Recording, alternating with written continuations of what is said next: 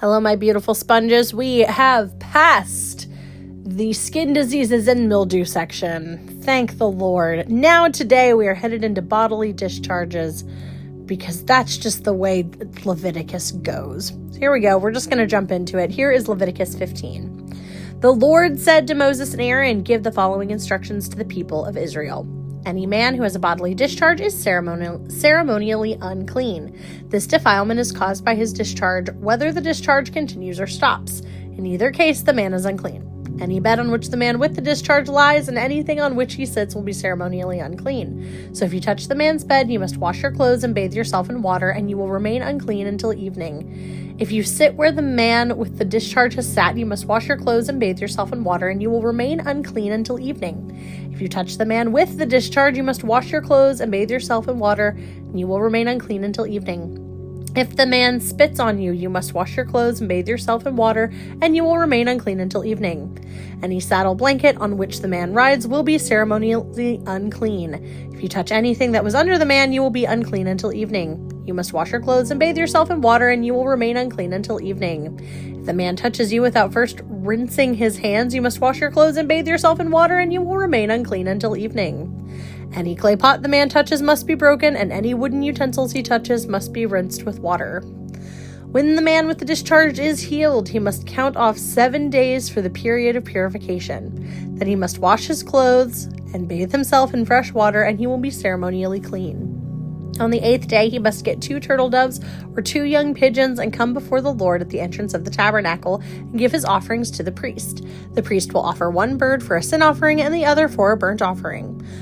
Through this process, the priest will purify the man before the Lord for his discharge. Whenever a man has an emission of semen, he must bathe his entire body in water, and he will remain ceremonially unclean until the next evening. Any clothing or leather with semen on it must be washed in water, and it will remain unclean until evening. After a man and a woman have had sexual intercourse, they must each bathe in water, and they will remain unclean until the next evening.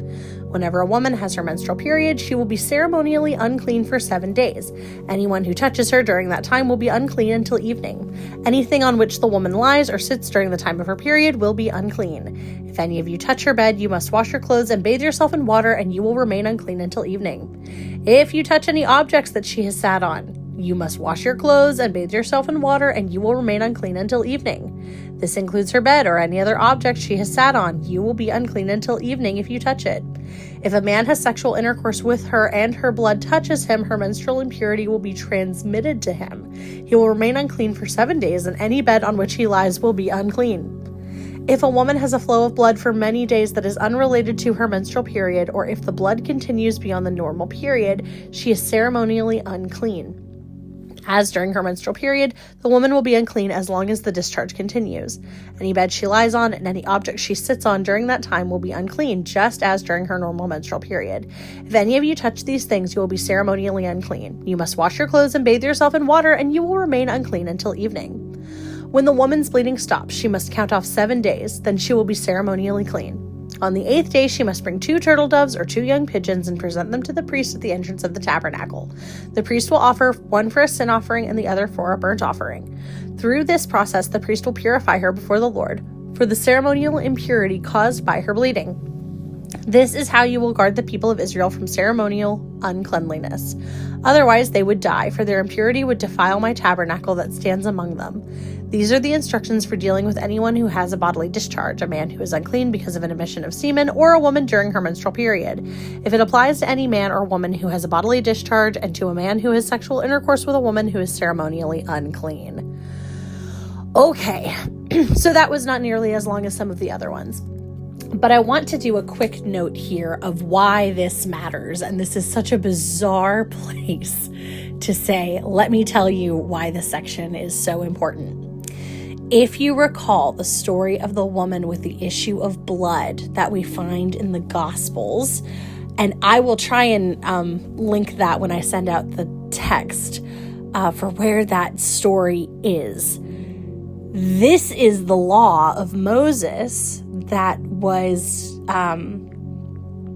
when she said that if she only touches the hem of his garment, it was a very big deal that she would touch Jesus at all, because she would have been considered ceremonially unclean for the years and years of bleeding. So this is an example of why understanding some of these really seemingly pedantic things, why it matters in the grander context of the story of Christ, because this is how everybody's living. This was the way everybody needed to be pure from just daily living and daily things that happen, and maybe even beyond that.